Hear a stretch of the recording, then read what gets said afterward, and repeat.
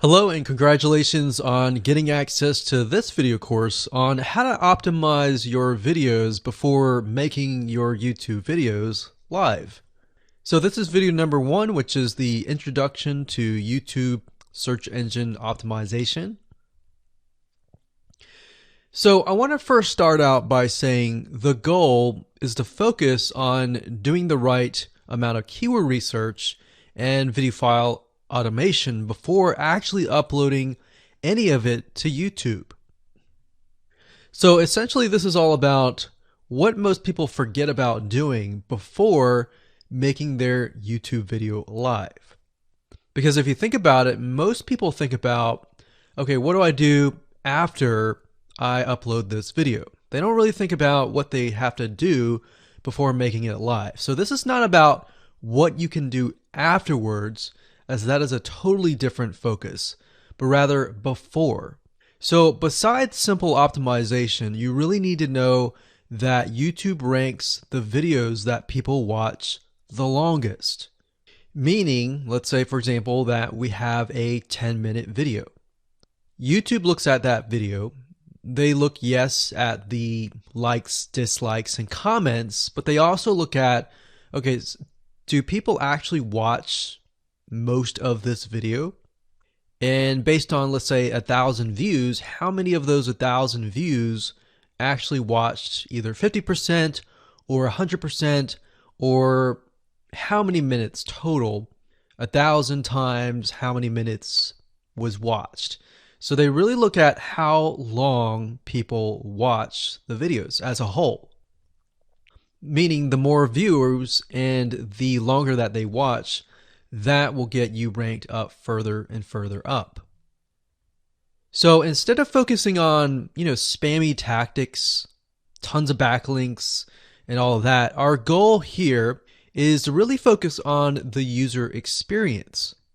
So what I want to do now is give you a quick overview of what's inside this video course. This is, of course, video number 1. Video number 2 is going to be about competitive research, or in other words, researching your competitors to kind of get a better idea of why YouTube is ranking those videos. Video number 3, we'll talk about highly searched keyword terms and how you can find those for your product or service, or whatever you're trying to promote. Video number 4, we'll talk about your title and your description. Video number 5, we'll talk about video file optimization. So we're going to optimize the actual file because each file has essentially information in it. And of course, video number 6, we'll talk about why your thumbnail is important and how to make it professional and good looking. And video number 7, we'll talk about video length and why that matters. We talked briefly about it just now, but I'm going to dive in deeper in that video. And of course, last but not least, I'm going to give you a secret tip on how to outrank your competitors in video number 8. So before we get started, I want to talk about what you need to have in hand. You're definitely going to need your product or service and an idea of the niche that you're targeting. You also need to have a video that is ready to be uploaded. And with that said, let's move on to video number 2. Hello and welcome back. This is video number 2. So let's talk about competitive research. You see, the best way to understand how you can rank better is to know what is already ranking in your niche or your market. So what we want to do here is we want to analyze the videos that are on the top. And I want you to specifically look at what titles, what descriptions are they using, and what thumbnails are they using that are eye-catching. And what is the user experience like when you click through those videos? So let's go ahead and do some competitive research. So for the sake of making sure that we find YouTube videos that actually relate to promoting a product, what I want to do now is just to pick a product out of the blue and let's take a look at YouTube. So one product that I've been using for a while now, which has been really, really awesome, is called the Instant Pot. It's basically a pressure cooker that cooks food at a really fast rate. So what we're going to do is we're going to hop on over to youtube.com and we're going to type in Instant Pot and see what we get. So I'm not going to click enter just yet because I'm interested in getting an idea of what kind of potential keywords that we could rank on, or what potential videos that we can create. And we'll talk more about this in the next video. But for now, let's just do some basic keyword brainstorming and then, of course, do some competitive research. So Instant Pot, we got Instant Pot recipes, we got Instant Pot ribs, Instant Pot roast. So let's just click here and see what we get. Now we can see how to use Instant Pot has 316,000 views right here. Instant Pot chicken, top 6 easiest things to cook in your Instant Pot. Perfect for beginners. All right. So let's just take a look at the top 3. So let's go ahead and open those up. And let's analyze them. So the first one is this one here. And let's pause the video. We'll skip the ad. All right.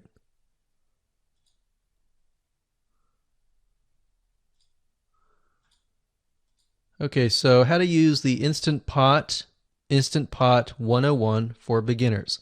So if we think about the type of audience that the Instant Pot attracts, it attracts somebody who has a busy life, who may be a beginner at cooking, and just wants a quick and easy meal done fast. So we can see that. So one thing that I like to do is I like to copy the titles to Notepad. Just kind of get an idea of what we're dealing with. So that's the title. Looks like she's promoting an Amazon affiliate link. We can see that here, Amazon.to. We've got Instant Pot hacks, Instant Pot yogurt, and all that. So what she's doing, it's very funny, but she may not realize she's doing this, but what she's using is a method called siloing. And she's basically telling YouTube, hey, not only do I have this video on Instant Pot, I've got Instant Pot hacks, yogurt, recipes, and other recipes. So let's just copy that in here. So that's video number 1. So we're going to rank it from video 1, video 2, and video 3. Let's scroll down a bit. We've got 373 comments. I will say when it comes to YouTube, they're looking for engagement. So comments is good, likes are good, even dislikes are good as well. Even though dislikes are bad from a human standpoint, it tells YouTube that there is engagement. All right. So sometimes we're going to be able to view, we can't do it here, but sometimes you'll actually be able to view more data. But for now, you can't hear. Now, we can actually dig deeper if we want to. So let's just take a look at Natural Brittany's YouTube channel. Because when you're doing competitive research on YouTube, it's not just that particular video. It's actually the whole YouTube channel as a whole, the authority that that channel holds. So she has 116,000 subscribers. Click on the videos. She has a good amount of videos that talk about anything, looks like from cooking, from budgeting, from grocery, a lot of very similar videos. So let's scroll down. And now let's go ahead and take a look at the second highest ranking video. So if we go back over to here, and this is the Instant Pot chicken, cook with me, meal planning, meal prepping, Sunday setup. So let's go here, take a look.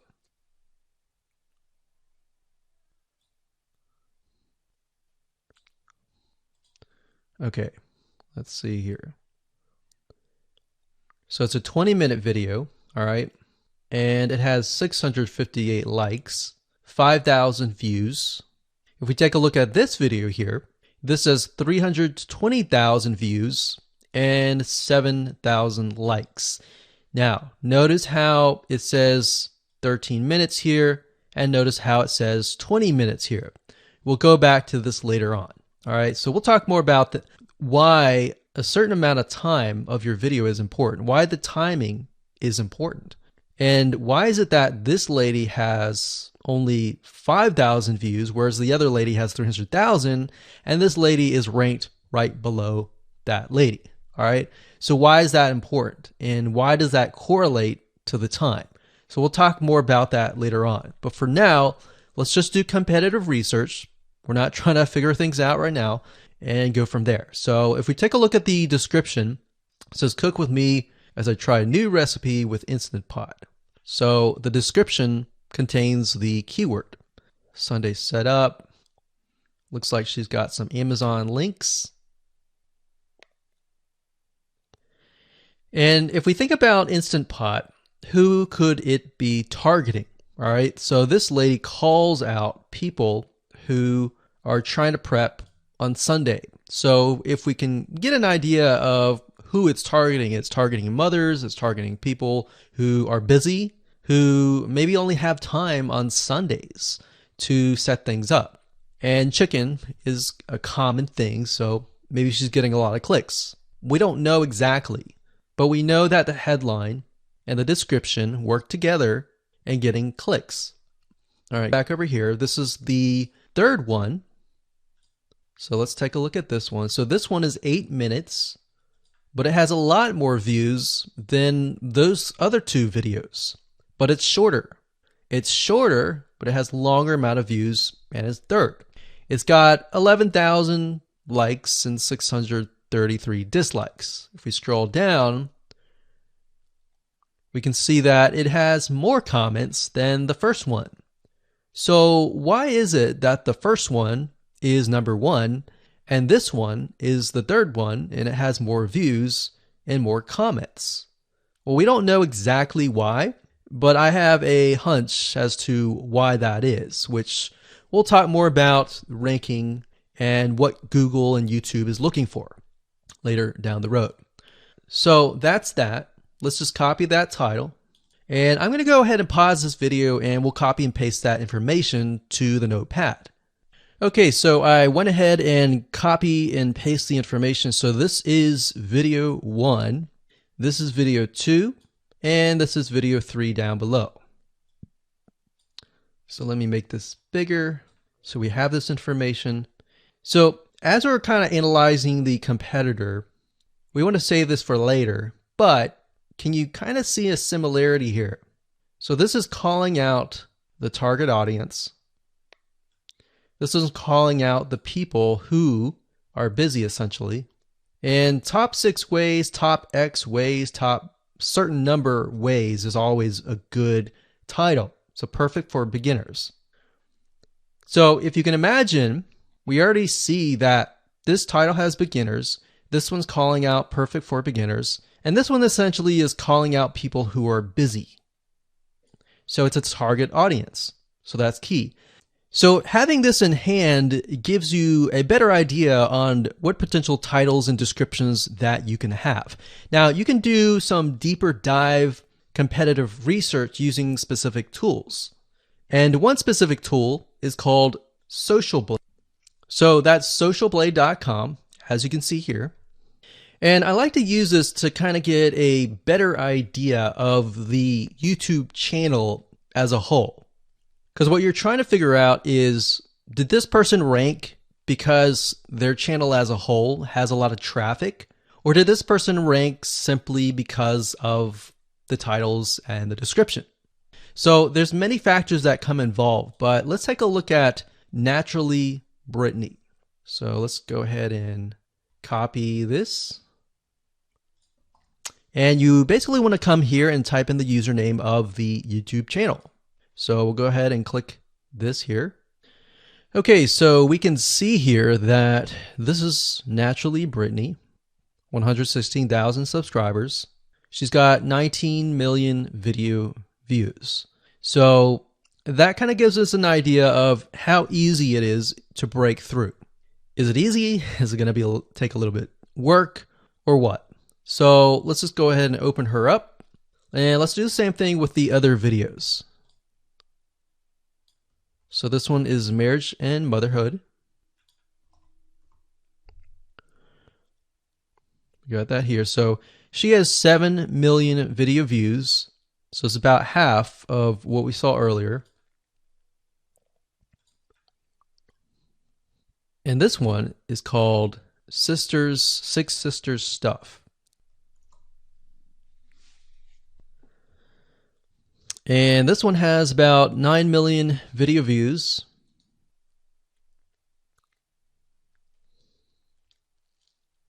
So right off the bat, we can see that if we were to rank on the keyword Instant Pot, it's going to take a lot to break through. But the way we can break through is by using essentially subcategories of that keyword.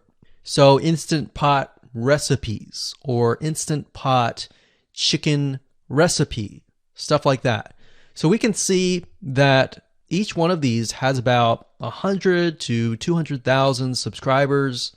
So you're going to have to be competing against that. Now, obviously, if you have a good size YouTube channel, that will usually mean that you can break through fairly easily.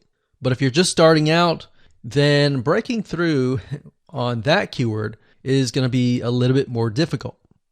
So the next question is, what keywords should you use? And we'll discuss that in the next video.